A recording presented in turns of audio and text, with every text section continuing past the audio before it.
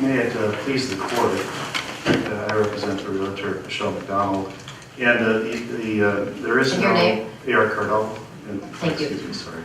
May it please the court, there is no Republican Party of Minnesota exception to the First Amendment, and maybe we should start with some legal standards because we're going to end up talking about the statute a lot. So we're arguing that the statute is constitutionally overbroad.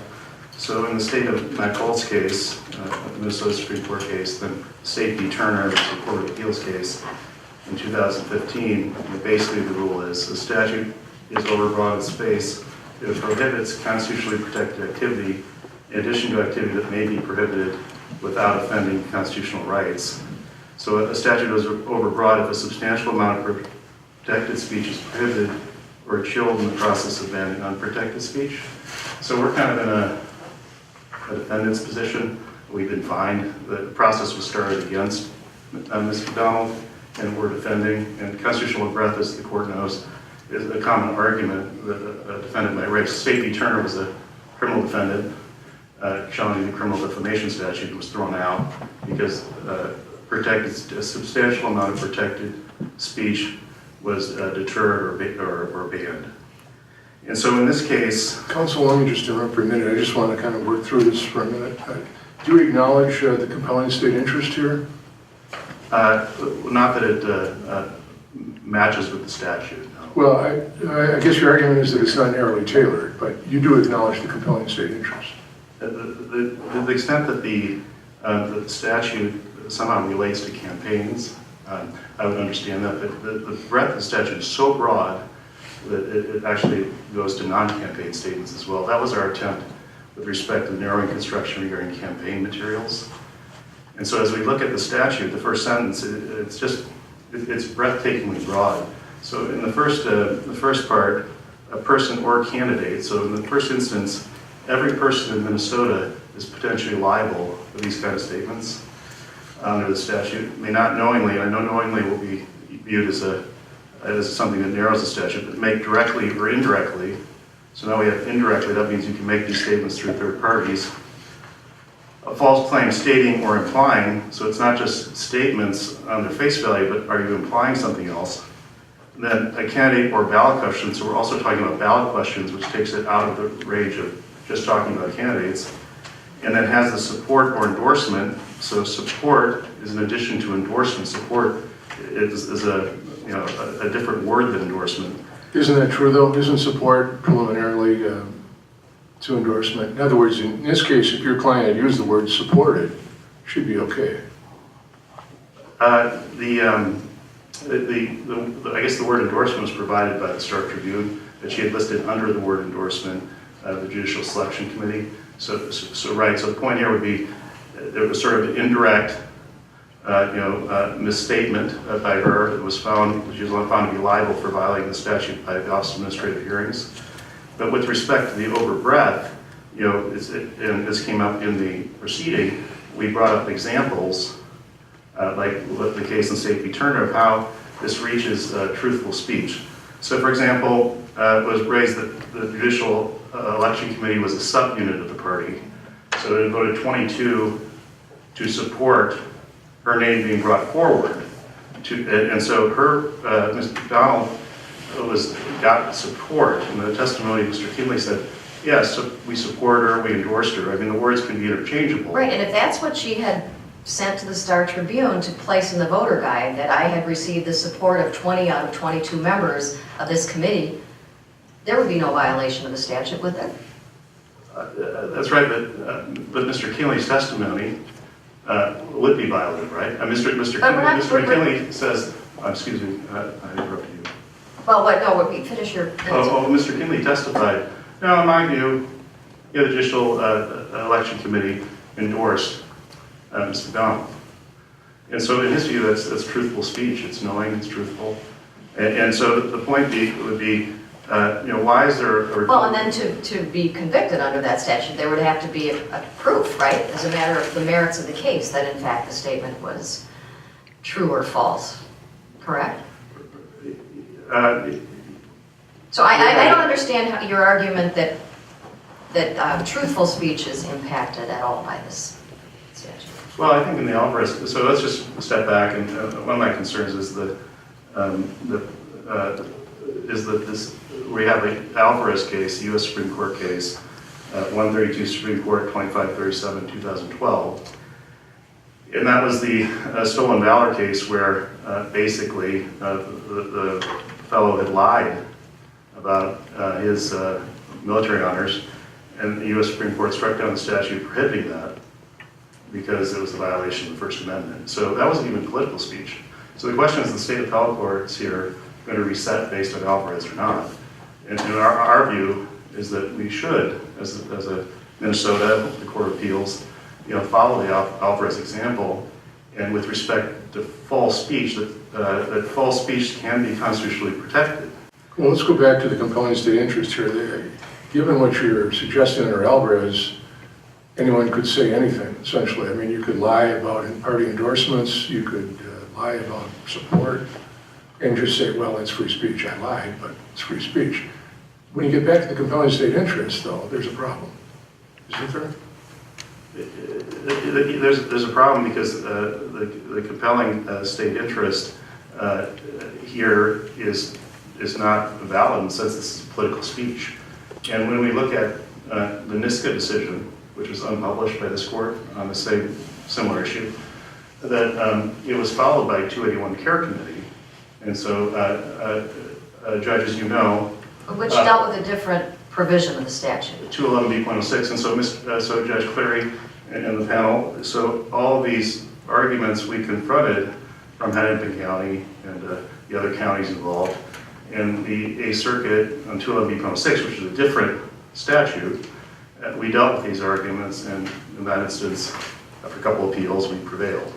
And so we have a post-Alvarez world recognizing 281 Care Committee, 211B.06, we face the same kind of arguments defending 211B.02 here today, and then the question is, at least we should get a published decision, right? In the sense that it's an important issue because 211B.02 has application to all citizens statewide regarding matters of political speech. And so the point is it constitutionally overbroad? Is it catching a substantial amount of truthful speech? Would you agree, counsel, that 211B.06 is distinguishable from 211B.02? It revolves around ballot questions and is vague, I think, in some of its language, but 211B.02 gets to something that's more easily ascertainable, support and endorsement, rather than whether something tends to promote or defeat. I mean, those things are getting a little amorphous in the 06 provision. So I keep coming back to the compelling state interest, and the narrow tailing, in which it seems to me that they're suggesting that a major political party or party unit can support or endorse, and you have to be honest about which it is. Right, but then there are these statements by sub-party units. So let's say there's a statewide election, Scott County says we're supporting candidate E, and Carver County says we're supporting candidate B. And then they both say the Republican parties supporting their respective candidates. So who's right? And I suppose what would happen would be the complainants here would say they're both lying. And so Counsel, I don't think that's an applicable analogy to this case, because we do have findings, and you don't appear to be challenging them, that the statement in Ms. MacDonald's campaign literature was inaccurate, because it was a representation of endorsement. And there, according to the record and the determinations of the OAH, there was no endorsement. And for our part, we're not. And so what we're saying is the statute is constitutionally overbroad and should be thrown out. I understand your statutory analysis. I'm troubled with the analogy that you threw up because it's completely different. I mean, which often analogies are, but it doesn't help the court when the analogy is completely different from the facts. Well, I'm sorry, Your Honor, I'm not the legal standard. I'll repeat it again. A statute is overbroad in its face if it prohibits constitutionally protected activity in addition to activity that may be prohibited without offending constitutional rights. A statute is overbroad if a substantial amount of protected speech is prohibited or chilled in the process of banning unprotected speech. So in the State v. Turner case, which I was involved in, I think Judge Cleary, you were too, that the guilt was sort of conceded for the point, arguendo, for the point that the statute was constitutionally broad. So in this point, for argument's sake, we're conceding that she violated the statute, but the statute is overbroad because it reaches truthful speech. So my examples, and some of them are in the transcript, for example, party members at Culver's restaurant, if they were to express support, like, we the Culver Republicans support the candidate, then under the questioning at the proceeding that we're in, that was suggested that that would be a violation too of the Republican Party's exclusive right to use the word endorsement. Also concerned about ballot questions. So when the people are out there, the Democratic Party supported the 2016 constitutional amendment. Is that inaccurate in this way, in the sense that, well, it was a Democratic-controlled legislature that supported that ballot question, but the Democratic Party supported? Well, isn't that confusion why we have this statute? Because we don't want to confuse voters, and isn't that why the legislature said you can't make false statements about support or endorsement? Because we don't want voters to be confused. I don't think, the point being that we're having litigation over inferences that people make from statements based on the language of implication. So you're talking about facts in a particular case could be disputed. How does that impact whether the statute itself is overbroad? Because if the statements are truthful and then they can be disputed, then that's substantially overbroad because it covers protected speech. And so if, like example, the Blue Republicans, which is a transcript. So the Blue Republicans, if they're advised, you can't express support for candidates because you'll be liable for one of these 211B.02 lawsuits. There are organizations that are set up using the name Republican, Blue Republicans, and so they express support for a candidate despite what the Republican Party of Minnesota does. They're liable to be brought into court. Well, you made a Blue Republican endorsement of a candidate that wasn't the candidate the Republican Party of Minnesota endorsed. And I suppose the court's defense might be, well, as long as they stick to the truth. But the point is you're stuck in litigation with people who want to drive the Blue Republicans out of business. The Republican Party of Minnesota has a significant budget, a lot of money, and they can afford litigation, whereas the Blue Republicans are a shoestring internet group of moderate or liberal Republicans. But the candidate in that case could still advertise that they had the support of a number of Republicans who refer to themselves as Blue Republicans, could they not? The issue was, the hypothetical at least, was the Blue Republicans endorsed the candidate, and so I understand the point. I understand that arguably would not be permitted under the statute, but I'm just suggesting again, when you get to narrow tiering, that there's some room there to still use that support of your candidacy without running into this statute. And generally, I guess even the conversation, we need to sort of educate the people, the courts and the Republican Party, how to use grammar and language to ensure you comply with the truthfulness standard. It sort of shows how far we're away from the First Amendment. Because in the First Amendment, in political matters, we need to have some freedom. And the ballot question, again, let me use a different example. The primary winner. I know that a lot of people say that the Republican Party supports the primary winner, but the Republican Party doesn't have to support the primary winner. They can withhold resources. Well, that's true of any political party, correct? I mean, if you win the primary, that doesn't mean you have the endorsement of that party. I don't know. It doesn't indicate here that it addresses primary winners. I suppose the view of the complainant would be, you don't have Republican Party support until there's a post-primary endorsement. And that gets to be very technical for people on the street, and this covers people on the street. And so the point is do you want to have litigation over this? Now, for a historical point, is that, long ago it was the county attorney who enforced 211B.02, it kind of dates me, and there was some discretion on the prosecutorial end. Currently, any complainant can initiate litigation on a claim that there's a violation of 211B.02. Just one last question real quick.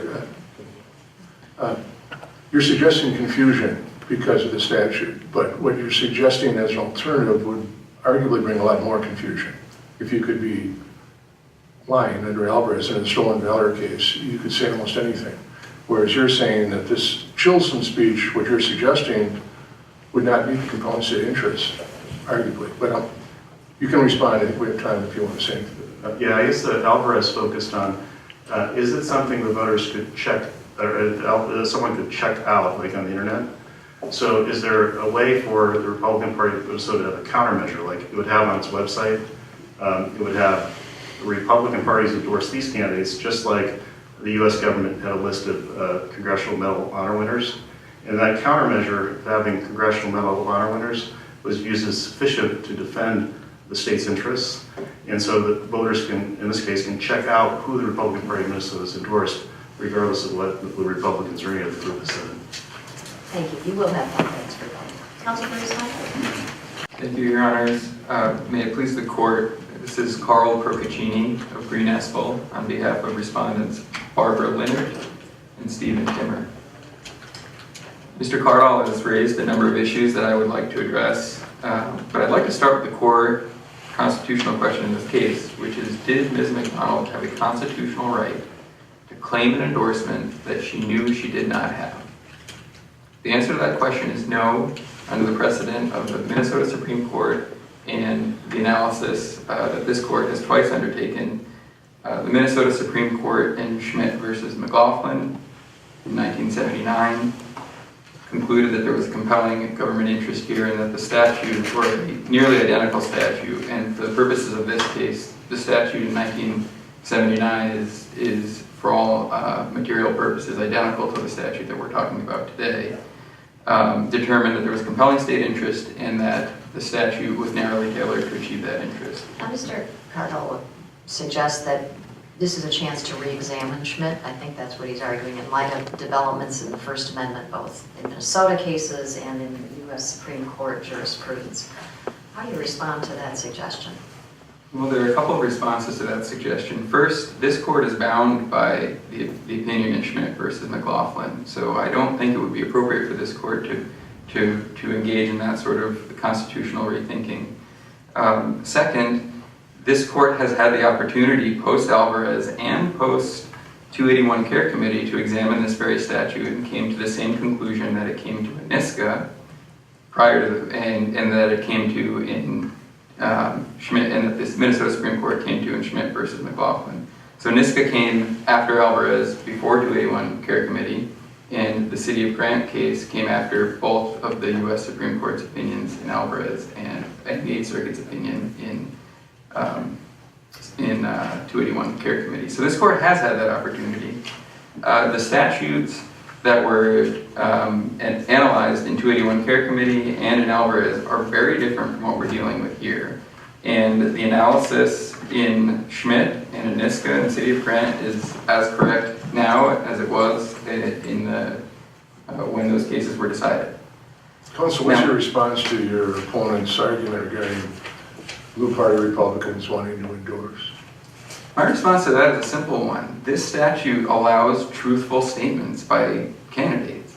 And if a candidate truthfully states that he or she has the endorsement of an organization and has evidence and that endorsement is in fact true, then the statute does not prohibit speech of that kind. Well, is that true though? Because it mentions endorsement of a major political party, and as soon as you say Republicans, Blue Party Republicans, aren't you creating a fact issue here? Well, certainly, if a group called the Blue Party Republicans endorses you and you say that you have the endorsement of the Republican Party of Minnesota, that's not a truthful statement. But if you say that you have the endorsement of a group called the Blue Party Republicans and you in fact have the endorsement of that group, nothing in what the OAH said here, nothing in NISCA or City of Grant says that that's a violation of 211B02. So that you don't think that's somewhat analogous to what happened here? I mean, that lower committee, 20-2, voted to support. I know that wasn't a full party endorsement, but in suggesting that they had endorsed her, isn't that somewhat alike saying a subsection of the Republican Party has endorsement? No, Your Honor. I think the record would reflect that the committee that reviewed judicial candidates had no power of endorsement, and Under the party's bylaws. under the party's constitution, the constitution that was operative in 2016 clearly set out what that committee's authority was. Well, presumably the Blue Dog Republicans wouldn't have that authority either, right? That's right, the Blue Dog Republicans, or whatever we want to call them, certainly have no authority to bind the Republican Party of Minnesota. But you just said that would be okay, if the Blue Party Republicans endorse. It would be okay if the Blue Party Republicans endorsed, and we're getting quite far away from the facts of this case, but if an organization that had a name that was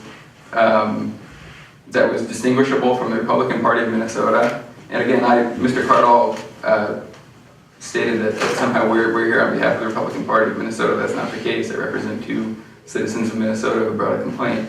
But if a group gives an endorsement and a candidate truthfully claims that endorsement, there has not been a violation of the statute. But the issue then becomes the bylaws, right? I think in the case of an organization that has bylaws, yes, there must be some way that every organization acts through the acts of its individual members and is governed by bylaws or constitution or something, and so there may well be a fact question of whether there is in fact an endorsement or not. But that's something that, as many hypotheticals as we can think of in this courtroom and as Mr. Kaardal has thought of, the law requires that somebody challenging a statute for overbreadth come to the court with actual examples from actual facts. And this court, the court made clear in NISCA, the U.S. Supreme Court made clear in the New York State Association versus the State of New York case, an appellant needs to come to this court with something other than visions and hypotheticals of something that could potentially go wrong with this. Is that true under Broderick, substantial overbreadth? You have to have concrete examples to show substantial overbreadth, or can you argue that it's simply substantially overbroad and that it would hit a large section of free speech? This court held in NISCA that you need to I'm talking about the United States Supreme Court now. Broderick is the United States Supreme Court. Well, in a New York State Association versus the State of New York, that the United States Supreme Court said that an appellant must show from actual fact that a substantial number of instances exist in which the law cannot be applied constitutionally. And I would say the 8th Circuit and 281 Care Committee, which appellant cites frequently, footnote 13 of that opinion makes clear that one of the bases of the 8th Circuit's opinion in that case was the fact that the party challenging the statute had in fact come forward with actual examples of instances in which the 8th Circuit believed the statute was in fact overbroad and misapplied and abused. We have none of that here. This statute and its predecessors have been on the books since 1965, for over 50 years. Ms. MacDonald has not pointed to a single actual example of abuse or misuse of this statute, or any candidate or other person in Minnesota whose conduct has been curtailed or altered by this statute in a way that prevented any permissible First Amendment free speech. This statute prohibits untruthful statements. It does not reach any constitutionally protected speech. Now, I would like to put a footnote in my argument here today, which is that we do not agree that the appropriate standard here is strict scrutiny. The United States Supreme Court in Alvarez, in a divided plurality and its confusing opinion, but the Alvarez opinion stands for the proposition that when the state is clearly regulating only false speech, the appropriate standard is intermediate scrutiny. Now, we've argued in our brief, and I'll argue here today that the statute needs strict scrutiny because that's what this court has twice done in NISCA and in City of Grant, and it's what the Supreme Court did in the Schmidt case. But we do believe that intermediate scrutiny is the appropriate standard for this action. But it doesn't. The difference in standard doesn't matter here because the Minnesota Supreme Court has made clear that we have a compelling state interest here, and that interest is to prevent fraud against the electorate. In Schmidt, the Supreme Court articulated it as protecting the political process. In NISCA, avoiding false speech that misleads the public regarding elections. And in City of Grant, the compelling interest was preventing voter confusion. Those are core, important state interests. Voting is the bedrock of our democracy. Fraud on the electorate is an evil that the state has a right and a need to protect. And I would note that in other cases, there's been, as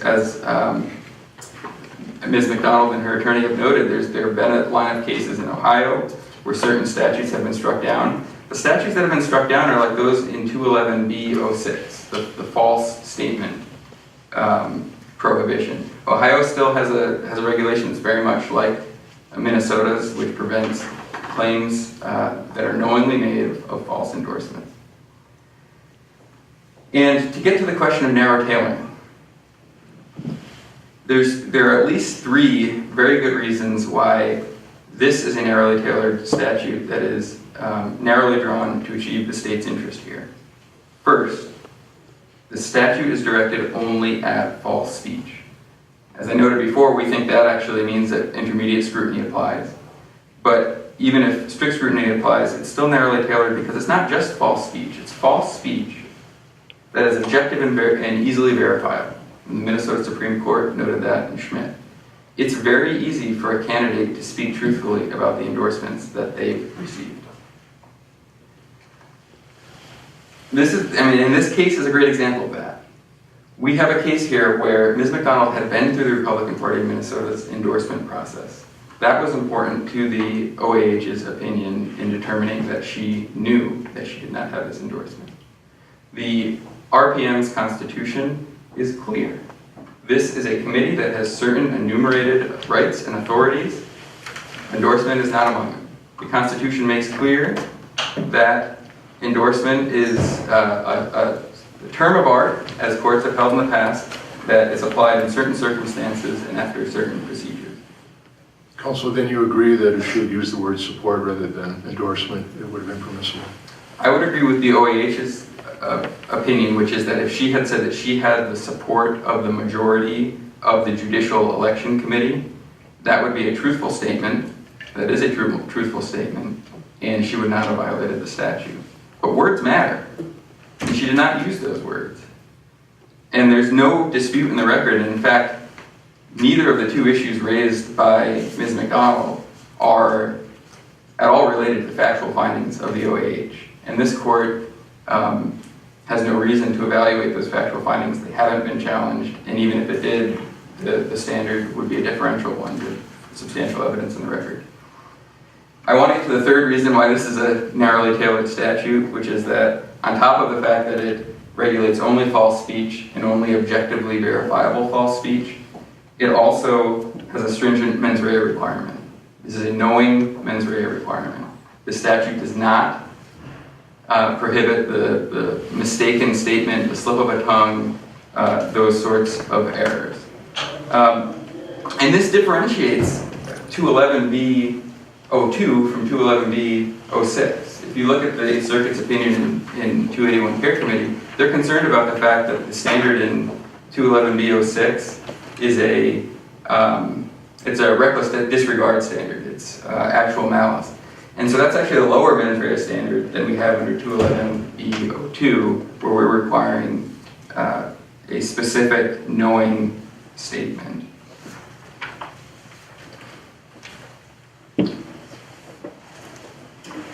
A couple of points to address on the overbreadth argument.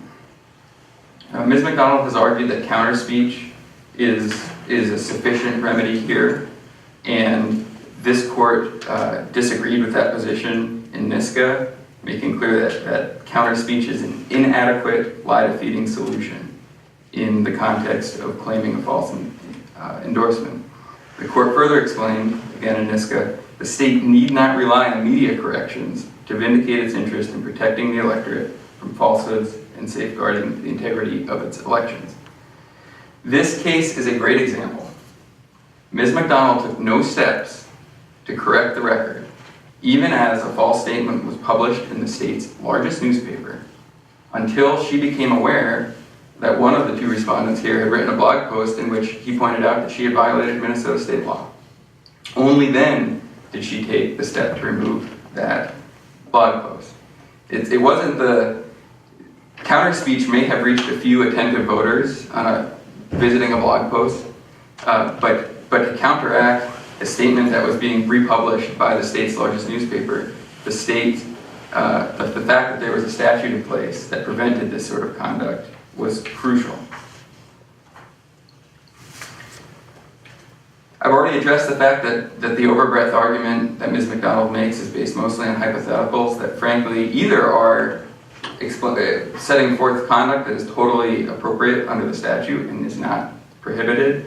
But even if she could come up with hypotheticals that would be more problematic, this court cannot invalidate a statute based simply on hypotheticals in a legal brief.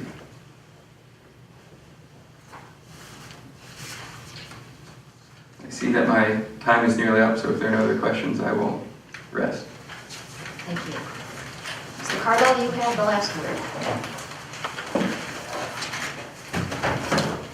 Thank you, Your Honor. We have a dispute about the legal standard, our question presented in our brief. I don't want to draw too fine a point on this, but we made a constitutional overbreadth challenge, and there are certain requirements to meet that challenge, which I read twice. And so the strict scrutiny, narrowly tailored, immediate compelling state interest, that's a different type of defense. Now, Brandon, the reason I don't want to draw too fine a point on it is because there are cases we're both relying on, which are where plaintiffs sued the government on the statute using narrowly tailored, immediate compelling state interest.